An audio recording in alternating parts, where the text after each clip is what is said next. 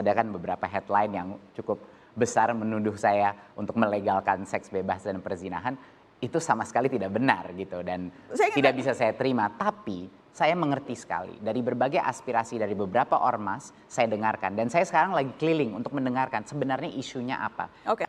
Dari seluruh kampanye Merdeka Belajar kita, tujuannya Merdeka Belajar adalah profil pelajar Pancasila.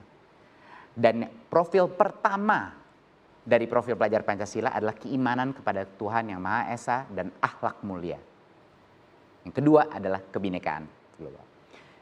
Karena ini adalah azas yang pertama, saya sebenarnya melihat Permendikbud ini adalah suatu hasil daripada azas yang pertama itu. Akhlak mulia kita harus melindungi, prioritas pertama, melindungi anak-anak kita di setiap institusi pendidikan kita di setiap tahapnya. Dulu kita sudah ada berbagai macam kerangka hukum, contohnya untuk yang di bawah umur 18, perlindungan anak.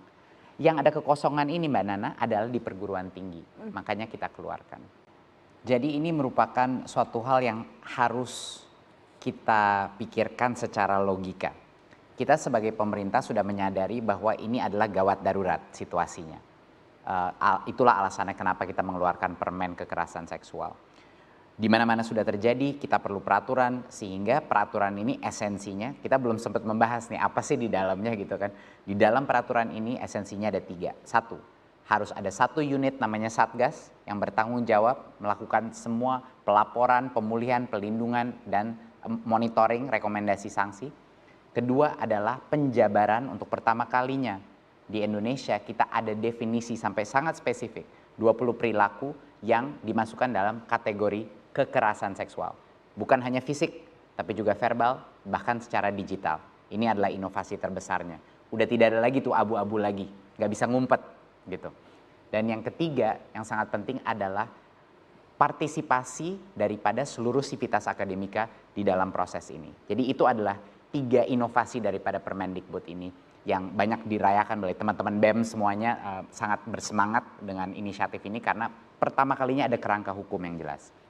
Sekarang saya menjawab, kalau kita ingin menyerang satu permasalahan, kita harus menghasilkan suatu regulasi yang spesifik kepada permasalahan tersebut. Permasalahannya adalah kekerasan seksual. Kekerasan seksual itu definisinya kekerasan itu adalah secara paksa. Dan apa itu secara paksa? Artinya tanpa persetujuan. Saya tidak mau itu dilakukan kepada saya, tapi itu terjadi. Itulah alasannya kenapa secara juridis kita memfokuskan permen ini hanya untuk kekerasan seksual. Kami di Kemendikbudristek tidak sama sekali mendukung seks bebas atau mendukung perzinahan, sama sekali tidak. Itu luar biasa terkejutnya saya waktu saya dituduh dan saya harus bilang ada kritik-kritik yang kami selalu akan mengkaji dan berbicara dan berdialog dengan kritik-kritik, tapi saya juga tidak bisa menerima fitnah yang menyebut saya ini menghalalkan atau menghalalkan zina sama seks bebas. Itu sama sekali tidak azas daripada Permendikbud ini. Dan sebenarnya terus terang ini 2 topik yang sangat berbeda. Tidak semua yang dilanggar oleh yang dilarang oleh Permendikbud ini, yang dilarang oleh Permendikbud ini hanya kekerasan seksual. Ada berbagai macam tindakan asusila lain di luar ruang lingkup permen ini yang mungkin secara norma agama, secara norma masyarakat dan lain-lain itu tidak baik gitu.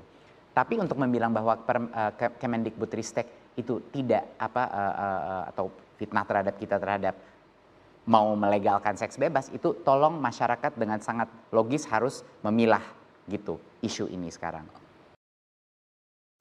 Sudah jelas kalau Satgas ini tidak punya kewenangan.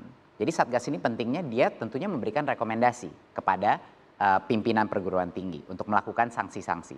Kalau pimpinan perguruan tingginya tidak melakukan sanksi-sanksi apapun, itu artinya ya gagal kan Satgasnya. Jadinya Satgas juga bisa memberikan laporan tersebut secara transparan kepada Kemendikbud. Jadi ada satu monitoring, ada check and balance gitu. Dan kami ingin merubah paradigma di perguruan tinggi Mbak Nana. Yang dulunya itu kelihatannya kalau kita menutupi kasus-kasus seperti itu adalah yang terbaik karena kita tidak mau reputasi kampus kita itu menjadi buruk. Sekarang sudah berubah. Saya mengumpulkan semua rektor dan bilang yang ingin saya lihat adalah bahwa ada tindakan, ada sanksi yang jelas yang dilakukan. Sehingga anak-anak kita, mahasiswa-mahasiswa kita merasa, oh iya ya, saya ini ada yang peduli dengan krisis ini. Saya bisa keluar dan merasa aman. Kalau itu terjadi kepada saya atau teman saya, kalau saya laporkan, ada harapan, ada hasil, ada keadilan. Jadi itu adalah sistem mekanismenya, di mana ini harus mewakili mahasiswa, dosen, dan fakultas, tapi juga Satgas ini bisa juga melaporkan langsung ke kementerian. Sehingga kalau rektoratnya misalnya tidak suportif terhadap sanksi-sanksi ini, kita juga bisa mengambil tindakan. Jadi ini sudah dipikirkan secara sangat matang gitu loh, ada check and balance-nya. Tapi Mbak Nana, keberadaan Satgas aja di dalam kampus-kampus, ini anak-anak mahasiswa sini pasti mengerti banget. Saat Satgas itu sudah berdiri, perilaku dalam kampus sudah pasti akan berubah.